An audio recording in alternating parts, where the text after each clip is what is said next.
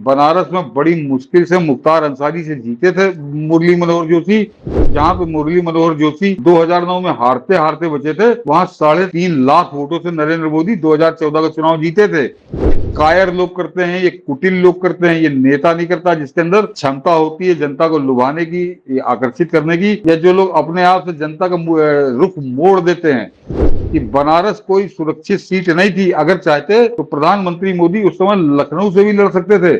और मुरली मनोहर जोशी मैं बता रहा हूँ कि बहुत मार्जिन से वहां जीते थे, उस सीट पे लड़े थे और 3.5 लाख वोटों से जीते थे। कि नरेंद्र मोदी ने जिस समय देश की सत्ता पर दावेदारी की बात की, तो वो गुजरात से चले और अब बनारस में आके वो चुनाव लड़े थे। और ये बता दूं कि बनारस कोई भाजपा का गढ़ नहीं रहा है। बनारस में बड़ी मुश्किल से मुख्तार अंसारी से जीते थे मुरली मनोहर जोशी, या यूं कह दूं कि हारते हारते बचे थे वो। जरा रिजल्ट उठा के आप देख लीजिएगा 2009 का। तो एक तरह से बड़ी टिपिकल सीट थी बनारस। तो नरेंद्र मोदी ने गुजरात से आकर वहां पर आ गए थे। तो ये होता है नेता जो एक तरह से दांव पे लगाता है और बताता है कि देखो मेरी क्षमता क्या है। तो जहां पे मुरली मनोहर जोशी 2009 में हारते हारते बचे थे, वहां 3.5 लाख वोटों से नरेंद्र मोदी 2014 का चुनाव जीते थे। तो ये होता नेतृत्व। और प्रियंका गांधी को इंतजार करना पड़ा, और उसके बाद उसने सहारा कहाँ लिया है?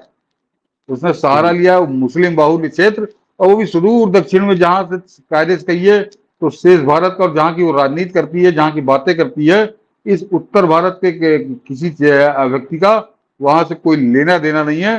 तो ये कायर लोग करते हैं, ये कुटिल लोग करते हैं, ये नेता नहीं करता जिसके अंदर क्षमता होती है जनता को लुभाने की, आकर्षित करने की, या जो लोग अपने आप से जनता का रुख मोड़ देते हैं। वो क्षमता प्रधानमंत्री मोदी में थी, और 2014 में उन्होंने इसका प्रदर्शन किया। मैं इसीलिए कह रहा हूं कि बनारस कोई सुरक्षित सीट नहीं थी, अगर चाहते तो प्रधानमंत्री मोदी उस समय लखनऊ से भी लड़ सकते थे। लखनऊ की सीट ऐसी सीट थी कि हाँ, आंख बंद करके कोई भी लड़ जाए वहां जीत सकता है। लेकिन इसके बजाय उन्होंने उस बनारस की सीट को चुना था, जहां पे समाजवादी पार्टी भी जीत चुकी है कई बार, वहां पे कांग्रेस भी जीतती रही है।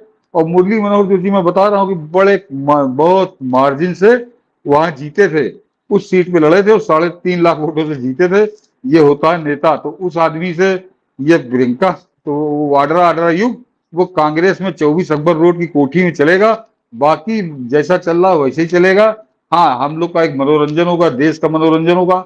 और मैं फिर कह रहा हूं कि जरा 6 महीने का मेरी समय सीमा है कि 6 महीने के अंदर वो जो पत्रकार हैं उनको लीक मिलना शुरू होगी राहुल गांधी की। और वो ऐसी खबरें लीक होंगी जो आपको आज तक नहीं मिली थी।